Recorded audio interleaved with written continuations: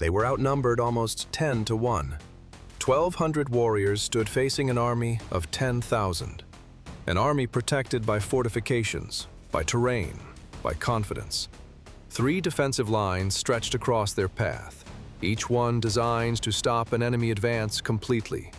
Each one manned by experienced soldiers who believed they had nothing to fear. And yet, within just a few hours, all 3 lines would collapse. Not slowly, not after days of fighting, but in rapid succession. An elite unit broke through 3 defensive lines in succession, and nothing about this battle unfolded the way military logic said it should. Because this was never supposed to happen. According to every rule of warfare, numbers like these decide battles before the first blade is drawn. 10,000 soldiers don't lose to 1,200. They absorb them. They grind them down. They erase them. That was the expectation on both sides. The defenders believed time was on their side. Their commanders believed the attackers would stall, retreat, or be destroyed before nightfall. Some even believed the coming fight would barely be remembered. They were wrong. Very wrong. Before we explain how this happened, before we break down the tactics, the terrain, and the decisions that turned the impossible into reality, understand this. This battle did not just decide a single day of fighting. It reshaped an entire campaign, and it left behind a lesson that militaries would study for generations. If you want stories where history breaks its own rules, this channel is built for that. Now let's go back to the beginning. Long before the first defensive line fell, the region was already on the brink of collapse. Control of this position meant control of supply routes, communication lines, and the momentum of the war itself. Lose it, and entire armies would be forced to withdraw. Hold it, and the enemy advance would be strangled before it could fully begin. That was why the defenders fortified it so heavily, why they layered their defenses instead of relying on a single wall or position, why they placed thousands of soldiers behind earthworks, barriers, and natural choke points. This was not arrogance, it was confidence built on preparation. From the defenders' perspective, this was the ideal scenario. Superior numbers, prepared positions, high morale. From the attackers' perspective, it looked like a dead end. And yet the attack was ordered anyway, because the 1,200 warriors advancing toward those lines were not ordinary soldiers. They were samurai, not conscripts, not hastily assembled troops, but a hand-picked elite unit. Veterans of previous campaigns, trained for speed, aggression, and relentless forward momentum. These men were selected not only for their skill with the blade, but for their mindset. They were conditioned to advance under pressure, to continue moving when confusion set in, to break formations instead of trading blows within them. They were not trained to fight fair battles. They were trained to end them. Most armies rely on numbers to compensate for uncertainty. This unit relied on certainty. Certainty in their training. Certainty in their command structure. Certainty that hesitation would be deadlier than the enemy. And above all, certainty that retreat was not an option. Each of these samurai understood their role precisely. They did not wait for opportunities. They created them. They did not respond to chaos. They imposed it. The commanders who assembled this force knew something the defenders did not. They knew that layered defenses only work if each layer has time to react. They knew that morale collapses faster than walls. And they knew that speed could turn numerical inferiority into psychological dominance. The plan was not to fight the enemy army. The plan was to shatter it. Still, even among the attackers, there was no illusion of safety. They knew the odds. They knew that a single mistake could annihilate the entire unit. They knew that once the attack began, there would be no pause, no regrouping, no second chance. Because the moment they stopped moving forward, the numbers would catch up. As the samurai advanced toward the first defensive line, the defenders watched calmly. From their vantage point, this looked like confidence bordering on madness. 1,200 men advancing into prepared positions held by thousands. No artillery barrage, no prolonged skirmishing, just forward movement. The defenders believed this would be the moment the attack broke, that the first line would absorb the shock and halt the advance entirely. What they did not realize was that the battle had already begun, and they were already losing control of it. Because the first defensive line was not about stopping the samurai, it was about surviving what came next. And when the first line finally collapsed, the defenders behind the second would understand something terrifying. This was not a normal assault, and it was moving far faster than anyone had expected. The first defensive line was designed to do one thing above all else: slow the enemy down. It was not meant to win the battle on its own. It was meant to absorb impact, to force hesitation, to buy time. Rows of earthworks and barricades stretched across narrow approaches, reinforced with obstacles that funneled any advancing force into predictable paths. From behind these positions, thousands of defenders waited with weapons ready, confident that the terrain itself would fight on their side. This was where assaults usually failed. Attackers bunched up, momentum vanished, orders became confused, and that was when numbers did their work. The defenders expected to see the samurai hesitate when they reached this point, to probe, to test the line, to pull back once casualties began to mount. Instead, the samurai accelerated. There was no pause, no attempt to reorganize. They struck the first line as a single, coordinated mass, not spread out, not cautious, but focused with brutal precision on a narrow section of the defense. This was the first shock. The defenders had prepared for pressure across the entire line. They were not prepared for pressure at a single point, overwhelming, immediate, and relentless. Before orders could be adjusted, the samurai were already inside the defensive works.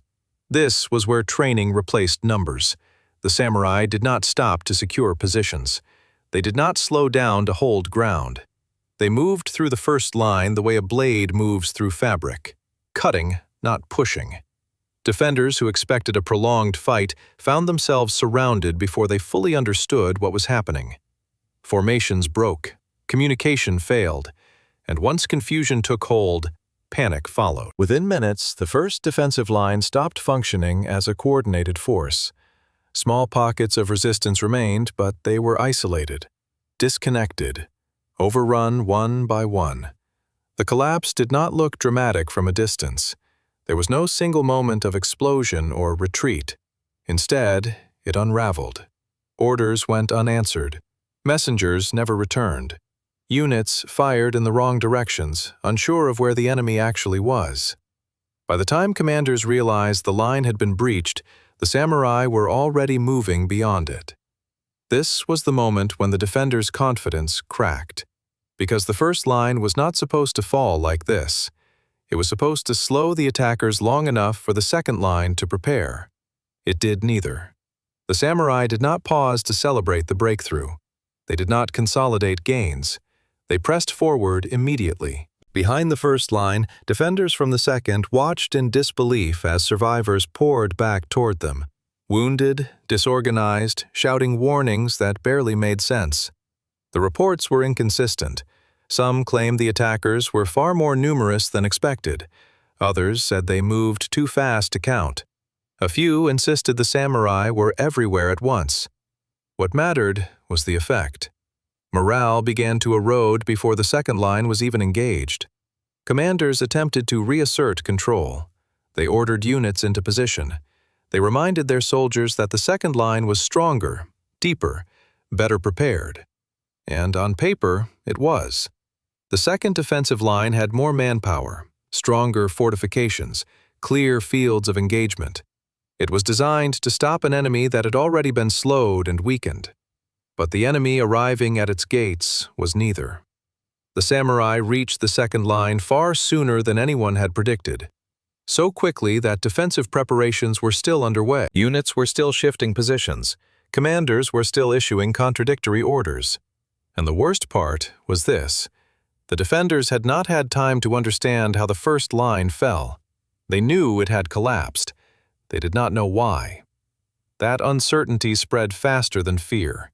Because if the first line had failed so completely, what did that say about the second? As the samurai closed the distance, they changed their approach. Where the first assault had relied on shock and concentration, the second would rely on something even more dangerous: speed. They did not allow the defenders time to settle. They did not allow formations to lock into place. They attacked as the second line was still becoming a line at all. What followed was not a traditional engagement.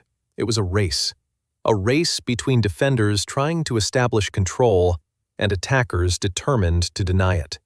And in that race, hesitation was fatal. The second line would not fall the same way as the first. It would fall faster. The second defensive line was where the defenders believed reality would finally reassert itself.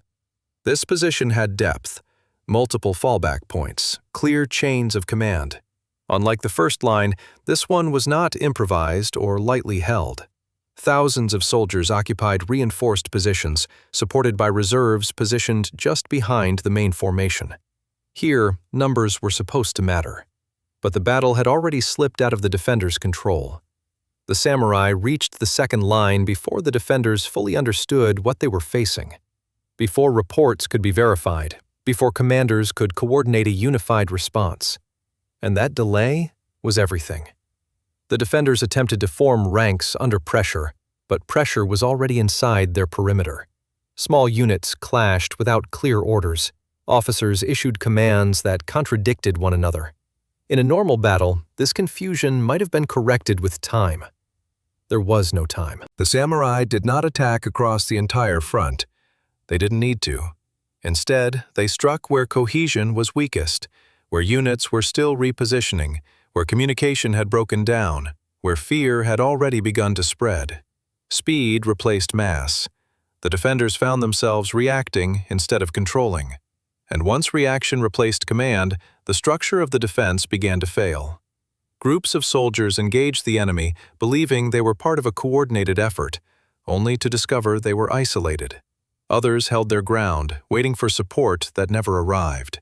The samurai exploited every second of hesitation.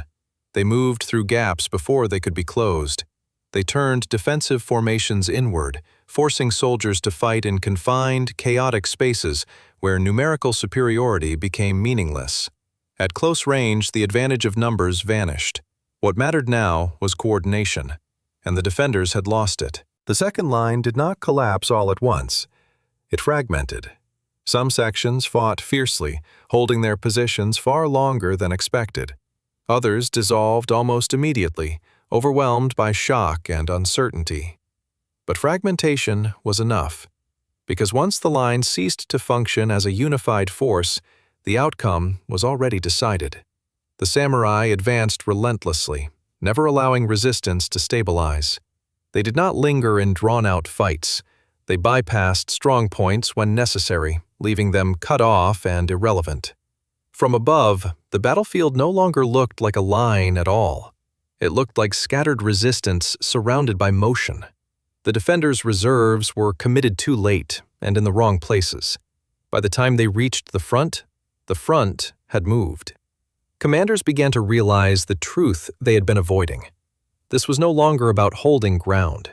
It was about preventing total collapse. As the second line disintegrated, panic spread through the ranks behind it. Soldiers further back could see the flow of wounded and retreating units growing thicker. They could hear the noise of fighting drawing closer far faster than expected. And that was when the final defensive line came into focus. The third line had been designed as a last resort, a position so strong that it was never expected to be tested under full pressure. It was meant to stop an enemy that had been delayed, weakened, and exhausted. Instead, it now faced an enemy that had gained momentum. The samurai did not slow as they approached it. If anything, they accelerated.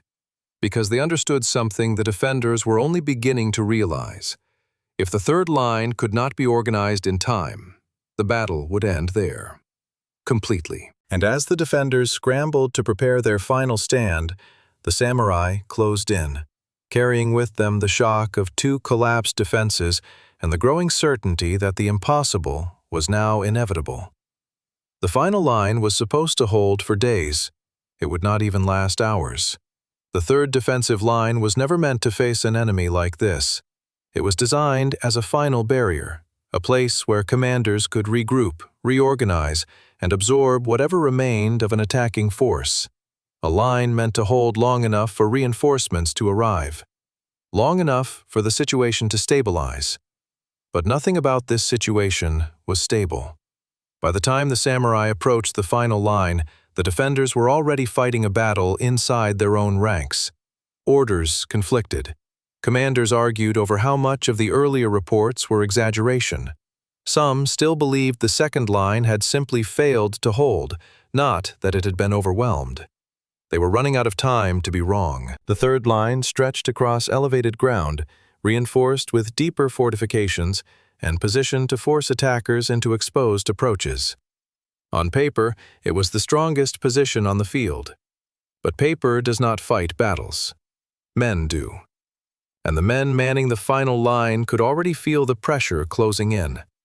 They could hear it, the sound of fighting moving closer, faster than expected. They could see it, the flow of broken units retreating through their positions, bringing confusion with them. They could sense it, the unmistakable feeling that the battle was slipping beyond control. The defenders attempted to establish order as the samurai came into view. Units were reassigned on the fly. Officers raised their voices, trying to impose discipline. But discipline built in minutes cannot replace cohesion built over months. The samurai did not give them those minutes. Unlike the previous assaults, this one carried a different weight. This was not just another breakthrough. This was the decision point. Both sides understood it. For the defenders, this was the last chance to stop the advance. For the samurai, it was the final barrier between momentum and total victory. There would be no fallback beyond this line. The attack began without ceremony. The samurai advanced with the same relentless pace that had carried them through the first two defenses. But now their intent was unmistakable. There was no probing, no testing. They were committed. The defenders opened fire, attempting to break the advance before it could reach the fortifications. For a brief moment, it appeared the final line might hold. The elevated ground inflicted casualties. The approach was costly. But the samurai did not slow. They absorbed the losses and continued forward, closing distance faster than expected. Every second they advanced denied the defenders time to adapt. And then, once again, the battle shifted. The samurai did not attack evenly across the line. They focused their strength where morale was already weakest, where units had been shaken by retreating survivors, where leadership was uncertain, where hesitation lingered. That hesitation was fatal. As pressure mounted, individual sections of the final line began to give way. Not all at once, not dramatically, but enough. Once gaps appeared, the samurai flowed through them, turning defensive positions inward and forcing the defenders to fight in close quarters where their advantages disappeared. The final line was strong, but strength without coordination is brittle. Inside the fortifications, chaos replaced structure. Orders were shouted and ignored.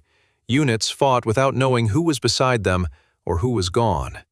Some defenders stood their ground to the last, refusing to retreat even as the line collapsed around them. Others broke and ran, convinced the position was already lost. Both reactions fed the same outcome, because the samurai never stopped moving. They pressed forward relentlessly, exploiting every opening, denying every attempt at reorganization. By the time commanders realized the final line was failing, it was already too late to save it.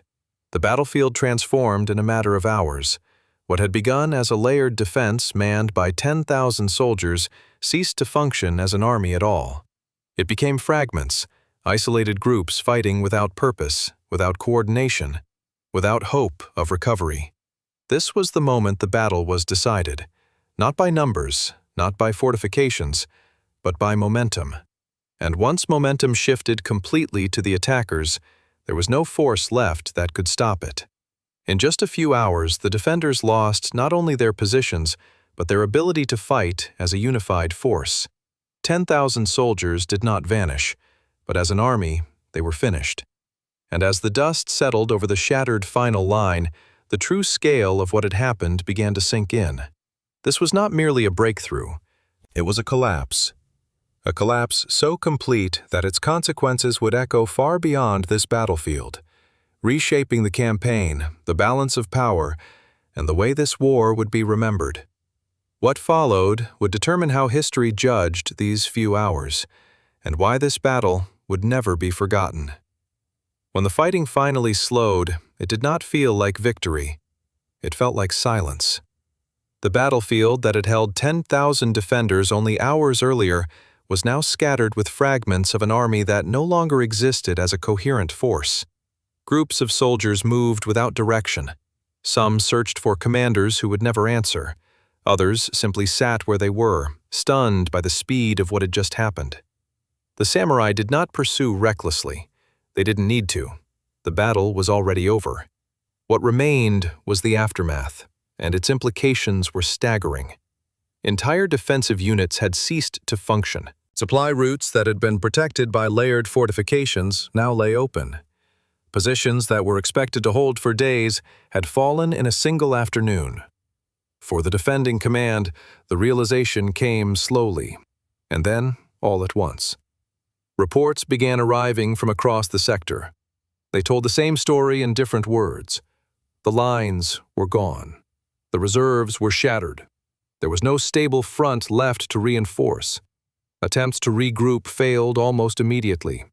Officers discovered that the units they believed were still operational no longer existed in any meaningful sense. Survivors were scattered, exhausted, and psychologically broken. The loss was not just numerical. It was structural. The defenders had lost their ability to coordinate, to plan, to respond. In warfare, that loss is fatal. The samurai, by contrast, maintained cohesion even after the fighting ended. Their commanders enforced discipline, preventing chaos from taking hold on their side. They secured key positions methodically, ensuring that the collapse of the enemy could not be reversed. This was not an act of cruelty, it was an act of control. Because the battle had not only opened territory, it had created opportunity. With the defensive position destroyed, the broader campaign shifted overnight. Enemy forces that had relied on this stronghold were now exposed. Supply lines were vulnerable. Commanders were forced to reconsider their entire strategy. What had been expected to be a slow, grinding advance suddenly became a rapid expansion. The psychological impact traveled even faster than the physical one. News of the defeat spread quickly through the ranks of neighboring forces.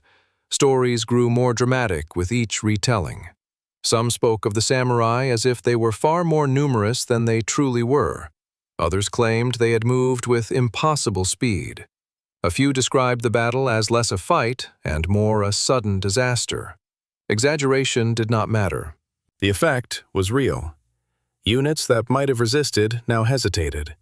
Commanders who might have held their ground now questioned whether their positions were defensible at all. This single engagement began to shape decisions far beyond the battlefield. For the samurai themselves, the cost was not insignificant. They had taken losses. They had paid for every breakthrough in blood. But those losses were measured, understood, and absorbed. Unlike the defenders, they remained an effective force. That difference mattered. Because in the days that followed, the campaign did not slow down. It accelerated. Positions once considered secure were abandoned without a fight. Enemy movements became cautious, defensive, uncertain. The balance of the war had shifted, not gradually, but violently. And at the center of that shift was this battle, a fight that lasted only hours, a confrontation that, by every conventional measure, should never have ended this way. Military historians would later struggle to categorize it. Some would focus on tactics, others on leadership, many on the psychological dimension. All would agree on one thing. This was not a victory explained by numbers. It was a victory explained by momentum, cohesion, and the collapse of enemy confidence. The defenders had lost more than a position. They had lost belief. And once belief is gone, even the strongest army can fall apart with frightening speed. This battle became a warning, not just to those who fought in it, but to those who studied it. A warning that numerical superiority means nothing if it cannot be brought to bear. that layered defenses are useless if they are denied time to function, and that a smaller force, properly trained and decisively led, can shatter an enemy far larger than itself. In the end, 1,200 warriors did not defeat 10,000 by destroying them. They defeated them by breaking the structure that held them together. And that lesson would echo long after the battlefield fell quiet. Long after the battlefield was cleared, the meaning of what had happened continued to unfold. On the surface, it was easy to reduce the battle to numbers: 1,200 against 10,000, 3 defensive lines destroyed in just a few hours. But those figures alone did not explain the outcome. What made this battle endure in memory was not its scale, but its contradiction. According to conventional military logic, the defenders should have held. They had the advantage in manpower. They had prepared positions. They had time, or at least they believed they did. The samurai took all 3 away. They denied time by moving faster than the defenders could process events. They denied coordination by attacking before orders could stabilize. And they denied confidence by turning each breakthrough into a psychological shock. This was not just a tactical victory, it was a systemic one. The defenders lost because their system collapsed under pressure. Their layered defenses required sequencing, communication, and morale to function. Once those elements were disrupted, each line became weaker than the last. The samurai, by contrast, operated on a simpler system. Advance, exploit.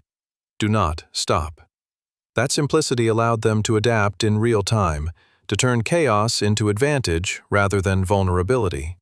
Military theorists would later point to this battle as an example of how momentum can replace mass, how speed can substitute for numbers, how cohesion can matter more than sheer strength. But for those who fought there, the lesson was far more immediate. The defenders learned that preparation means nothing if it cannot be activated in time, that fortifications are useless if the enemy reaches them before the mind is ready. And the samurai learned something as well. They learned that decisiveness compounds, that each success increases the power of the next, that once an enemy begins to doubt, every second matters. This battle also reshaped how future commanders thought about elite units. It demonstrated that a small, highly trained force could be used not just for raids or skirmishes, but to decide entire campaigns, if employed with absolute commitment. But perhaps the most important lesson was psychological, because the battle showed how quickly perception can become reality. The defenders did not lose only because they were outmaneuvered. They lost because they began to believe they were already losing. And belief, once broken, is almost impossible to restore under fire. That is why this battle still matters, not because it was unique, but because it was repeatable. The same dynamics have appeared again and again throughout history. Different armies, different weapons, the same collapse. Whenever speed overwhelms structure, whenever momentum outpaces command, whenever hesitation meets decisiveness. This is why military academies still study moments like this, not to admire them, but to avoid repeating them. And this is why stories like this deserve to be remembered, because they remind us that history is not shaped by numbers alone. It is shaped by those who act while others are still deciding, by those who move while others hesitate, by those who understand that in war, and often in life, momentum is everything. 1,200 warriors understood that. 10,000 did not. And in just a few hours, the difference changed everything. 3 defensive lines, a few hours, an outcome no one expected. History remembers the numbers, but it is shaped by those who break them. If you want more stories where logic fails and history takes a different path, subscribe. The next one is even harder to believe.